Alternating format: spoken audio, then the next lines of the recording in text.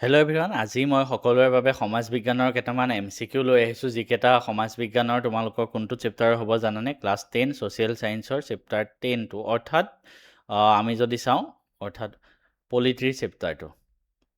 ঠিক আছে, তো ভাৰতীয় সংবিধানৰ ৰিলেটেড ভাৰতীয় গণতন্ত্ৰৰ যোনটো চেপ্টাৰ তাৰ পৰা কেইটামান কুৱেশ্যন লৈ আহিছোঁ। আৰু ফাৰ্ষ্টতে কৈ থওঁ, এই কুৱেশ্যনকেইটা ক'ৰ পৰা অনা হৈছে? এই কুৱেশ্যনকেইটা অনা হৈছে আমাৰ কুৱেশ্যন বেংকখনৰ পৰা। ঠিক আছে, আমাৰ কুৱেশ্যন বেংক আছে নিজৰ, প্ৰগতি কুৱেশ্যন বেংক। ক'ত পাবা?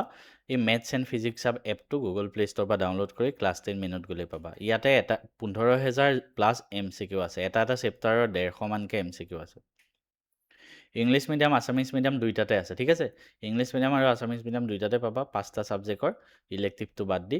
আৰু ইয়াৰ উপৰি 200 মান লং কুৱেশ্যনো আছে। ঠিক আছে, নিউ পেটাৰ্ণ কুৱেশ্যনছবিলাক আছে, মই নিজে বনোৱা হয়, চেপ্টাৰ ৱাইজ কুৱেশ্যনছ পাবা।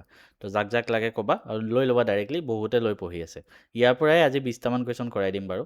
আৰু এই কুৱেশ্যনখিনি অলৰেডি মই এই চেপ্টাৰটো ধুনীয়াকৈ আমাৰ থিয়ৰী ক্লাছত মই পঢ়াই দিলোঁ। থিয়ৰী ক্লাছ আমাৰ ছ'চিয়েল ছায়েন্সৰ চলি আছে। 1000 ৰুপিজ হয়, 1000 + GST হয়, গোটেই বছৰটোৰ কাৰণে এইটো দিলেই হ'ল। ঠিক আছে, কমপ্লিটলি ধুনীয়াকৈ বুজাই দিয়াৰ উপৰি মক টেষ্ট এভৰিথিং দায়িত্ব মই লওঁ তেতিয়া। চ' আমি এটা এটাকৈ প্ৰশ্ন আজি কৰি যাওঁ আহা। ফাৰ্ষ্ট প্ৰশ্নটো কি কৈছে? মই প্ৰথম প্ৰশ্নটো আমাৰ ইংলিছতে থাকিলে হ'ব বাৰু, মই বুজাই দিম ধুনীয়াকৈ। এইটো 2026 চনত আহিছিলে। আমি মিলাব লাগে, চুজ দ্য কাৰেক্ট ফৰ্ম। আমি কেবিনেট মিছন কেতিয়া আহিছিলে? পাহৰি গ'লোঁ ধৰা, বাদ দিয়া, নাজানো মই ধৰা। ড্ৰাফটিং কমিটি কেতিয়া বনিছিলে? এইটোও নাজানো, কি হ'ব এতিয়া? বহুতে ভয় খাই যাব এইখিনিতে। ঠিক আছে, নেক্সট প্ৰশ্নটোত যাওঁ। ইণ্ডিয়ান কনষ্টিটিউশ্যন এডপ্টেড, ভাৰতীয় সংবিধানখন গ্ৰহণ কৰিছিলে, একচেপ্ট কৰিছিলে কেতিয়া? সেইটো একচেপ্ট কৰিছিলে 26 নৱেম্বৰ 1949 চন। সেইটো কাৰণে এই চনটো সংবিধান দিৱস হিচাপে পালন কৰা হয়, মনত ৰাখিবা। তো 3ৰ লগত D মিলিব। আৰু এক্সিকিউশ্যন অফ ইণ্ডিয়ান কনষ্টিটিউশ্যন কোনদিনা এক্সিকিউট হৈছিলে? সেইটো গণতন্ত্ৰ দিৱসৰ দিনা হৈছিলে, 26 জানুৱাৰী 1950 চন। তো 4ৰ লগত B মিলিব। ক'ত আছে চাওঁ, 3ৰ লগত D মিলিব লাগিব, 4ৰ লগত B। 4ৰ লগত B ইয়াত আছে আৰু ইয়াত আছে। ইয়াত 3ৰ লগত D, ইয়াত চৰি 3ৰ লগত D, য়েছ, 4ৰ লগত B। তো ইয়াতো আছে, ইয়াতো আছে, আৰু বাকী এই দুটাত নাই। এতিয়া 1 আৰু 2 এই দুটাৰ ভিতৰত তোমালোকে বনাব লাগিব। ড্ৰাফটিং কমিটি কেতিয়া বনিছিলে আৰু কেবিনেট মিছন ভাৰতলৈ কেতিয়া আহিছিলে। ঠিক আছে, চ' এই দুটা তোমালোকে নিজে চোৱা কোনটো কোনটো হয় কিতাপত গৈ পেলাই, চন দুটা, তাৰপিছত এইটো তোমালোকৰ কমেণ্টত লিখিবা। ঠিক আছে, এনেকৈ আমি মিলাই চাব পাৰোঁ মানে কোনটো কুৱেশ্যন হয়। নেক্সট প্ৰশ্নটো চাওঁ আহা। এইটো যিহেতু থিয়ৰী ৰিলেটেড কুৱেশ্যন হয়, মানে মুখস্থ কৰা বস্তু নহ'লেও তোমালোকক দায়িত্ব দিলোঁ, এইটো আনচাৰটো কি হয় মোক কমেণ্টত লিখিবা। নেক্সট প্ৰশ্নটো চাওঁ। গণতান্ত্ৰিক চৰকাৰক কিয় অন্য চৰকাৰতকৈ অধিক ভাল বুলি গণ্য কৰা হয়? Why democratic government is regarded as the better choice? কিয়?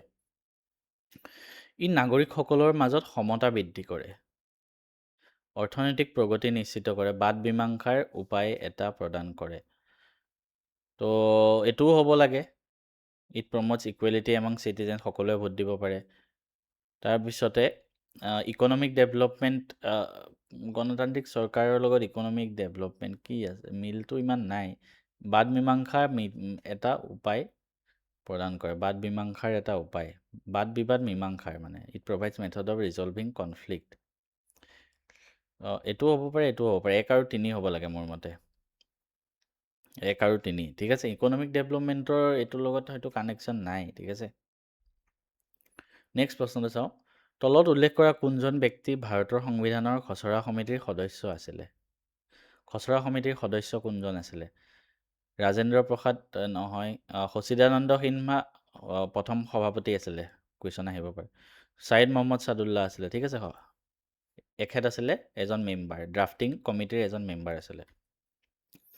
সমাজবাদী আৰু ধৰ্ম নিৰপেক্ষ, অৰ্থাৎ ছ'চিয়েলিষ্ট এণ্ড ছেকুলাৰ, এই দুটা আমি যেতিয়া আমাৰ সংবিধান যেতিয়া 26 জানুৱাৰী 1950 আহি গ'ল, তেতিয়া এই দুটা শব্দ নাছিলে আমাৰ কিহত?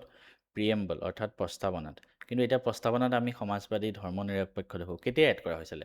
এইটো এড কৰা হৈছিলে 42nd এমেণ্ডমেণ্ট। আমাৰ ভাৰতৰ সংবিধান বহুতবাৰ এমেণ্ড কৰা হৈছে, তাৰ ভিতৰত 42তম সংশোধন কৰা হৈছিলে 1976 চনৰ 18 ডিচেম্বৰ তাৰিখে।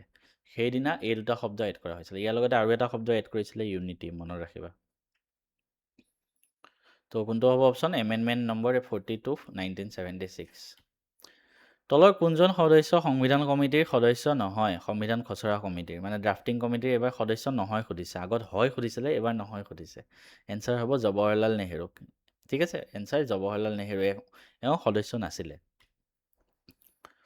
দাবী আৰু যুক্তি দিয়া আছে তো এইটো নিউ পেটাৰ্ণ কুৱেশ্যন হয় মই অলৰেডি কৈছোঁ আমাৰ এনেকুৱা নিউ পেটাৰ্ণ কুৱেশ্যন আছে কুৱেশ্যন বেংকত ইংলিছ মিডিয়ামতো আছে চিন্তা কৰিব নালাগে ভাৰতবৰ্ষ ব্যতিক্ৰমী যুক্তৰাষ্ট্ৰ আমাৰ ভাৰতবৰ্ষখন যুক্তৰাষ্ট্ৰ হয় যদিও একজেক্ট যুক্তৰাষ্ট্ৰ নহয় এতিয়া পোনপ্ৰথমে কৈ থওঁ যুক্তৰাষ্ট্ৰৰ কেইটামান কুৱেশ্যন আহে মই কৈ দিছোঁ যুক্তৰাষ্ট্ৰৰ গৃহভূমি হোম অফ কি হ'ব ফেডাৰেশ্যন কাক বুলি কোৱা হয় USA আমেৰিকা কিন্তু আমাৰ দেশৰ যোনটো যুক্তৰাষ্ট্ৰৰ ব্যৱস্থা সেইটো আমি কোনখন দেশৰ পৰা আনিছোঁ কেনাডাৰ পৰা মনত ৰাখক কানাডাৰ যুক্তৰাষ্ট্ৰ ব্যৱস্থা আমাৰ দেশে এডপ্ট কৰিছে আচলতে USA হয় যুক্তৰাষ্ট্ৰৰ গৃহভূমি কিন্তু আমি কানাডাৰ পৰা এডপ্ট কৰিছোঁ আৰু এটা কথা আহে আমাৰ দেশত যে পাৰ্লিয়ামেণ্ট আছে লোকসভা ৰাজ্যসভা সংসদীয় ব্যৱস্থা সেইটো আমি কোনখন দেশৰ পৰা এডপ্ট কৰিছোঁ সেইটো ইংলেণ্ডৰ পৰা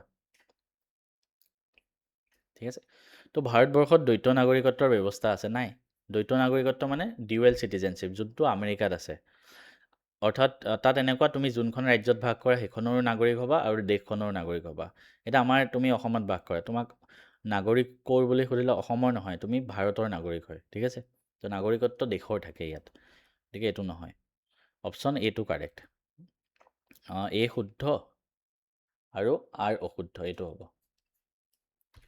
next when was the 42nd amendment past তো কেতিয়া 42তম সংশোধন আহিছিলে 1976 চনৰ 18 ডিচেম্বৰ তাৰিখৰ সৈতে মনত ৰাখিবা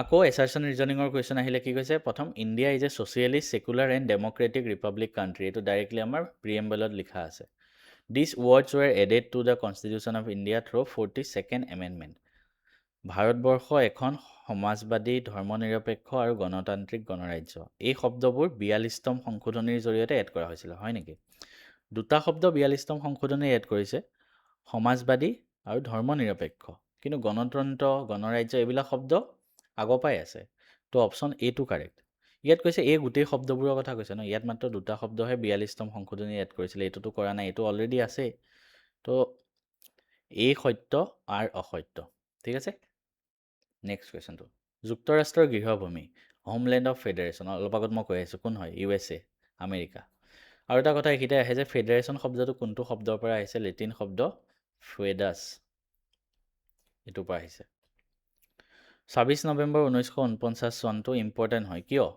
কাৰণ 26 নৱেম্বৰ দিনা আমাৰ সংবিধানখন এডপ্ট কৰা হৈছিলে creation of a drafting committee নহয় handing over the draft copy to new constitution Rajendra Prasad prepare draft constitution নহয় এইটো হ'ব লাগে এইটো handing over the draft copy of new Indian constitution to Rajendra Prasad handing over হৈছিলে কেম ইনটু ফ'ৰ্চটো এইটো 26 জানুৱাৰীত হৈছিলে ঠিক আছে next government of India act কোনটো চনৰ মতে পাৰ্লিয়ামেণ্টাৰী ফৰ্ম আহিছিলে আমাৰ দেশত স্বাধীন হৈছিলে 1947 তাৰ আগতেই পাৰ্লিয়ামেণ্টাৰী ফৰ্ম অৰ্থাৎ সংসদীয় গণতন্ত্ৰ তাৰ আগতেই আহিছিলে কোনখন আইনৰ জৰিয়তে ভাৰত চৰকাৰ আইন 1935 ঠিক আছে মনত থাকিব আই হোপ চবৰে এটা কথা মই কুৱেশ্যনবিলাক অলপ স্পীডত কৰি আছোঁ কাৰণ কিয় জানানে এই কুৱেশ্যনখিনি অলৰেডি আমাৰ থিয়ৰী ক্লাছত মই পঢ়াই দিছোঁ থিয়ৰী ক্লাছত মই ডিটেইলছত ধুনীয়াকৈ নোটছ বনাই কিতাপৰ এটা পইণ্টটো মিছ নোযোৱাকৈ তোমাক পঢ়াওঁ মই ইমানেই কৈছোঁ তুমি যদি থিয়ৰী ক্লাছকেইটা চাই লোৱা আমাৰ যোনটো কোৰ্চ আছে ছ'চিয়েল ছায়েন্সৰ ফুল কোৰ্চ তুমি বেলেগে কিতাপ পঢ়ি থকাৰ টেনশ্যনে ল'ব নালাগে কাৰণ ময়ো ছ'চিয়েল ছায়েন্স মই নিজেও পঢ়িছিলোঁ সৰুতে আৰু মই 97 মাৰ্কছ পাইছিলোঁ মই নিজে পঢ়ি মই তেনেকৈ নোটছ বনাওঁ মানে মোক কিতাপখন পঢ়ি থাকি কামোৰ লাগে মই কি কৰোঁ গোটেই কিতাপখনত থকা চববিলাক বস্তুৱে মই আগতেও নিজে হাতেৰে নোটছ বনাই দিওঁ বহি এখনত গোটেইবিলাক বস্তু কিতাপখনে লিখি দিওঁ তাত এক্সট্ৰাকৈ কুৱেশ্যন এনচাৰ লিখোঁ কিন্তু কিতাপখনেই লিখি দিয়া এখন বহি থাকে পৰীক্ষাত মই এখনে পঢ়ি যাওঁ তো সেই বস্তুটোৱে মই কি কৰি আছোঁ টাইপ কৰি ধুনীয়াকৈ বনাই কিতাপখনেই তোমালোকক বনাই পেলাই ক্লাছত সেইখিনিয়ে বুজাই দিওঁ যাতে কিতাপখন চাই থাকি কামোৰ খাব নালাগে মই যেনেকৈ পঢ়াই দিছোঁ তেনেকৈ চাই গ'লেই হ'ল কুৱেশ্যন এনচাৰো লিখাই দিওঁ চব কৰি দিওঁ ভাৰতবৰ্ষৰ এখন সাৰ্বভৌম ৰাষ্ট্ৰ হয় অৰ্থাৎ ছভেৰেনৰ শব্দৰ অৰ্থ কি আমাৰ দেশখন বেলেগ দেশে কণ্ট্ৰল নকৰে এই দেশৰ কোনো চৰকাৰী বা ৰাষ্ট্ৰীয় ধৰ্ম নাই হয় আমাৰ দেশৰ কোনো ধৰ্ম নাই ইয়াক কি বুলি কোৱা হয় ছেকুলাৰ সেইটো কাৰণে আমাক ধৰ্ম নিৰপেক্ষ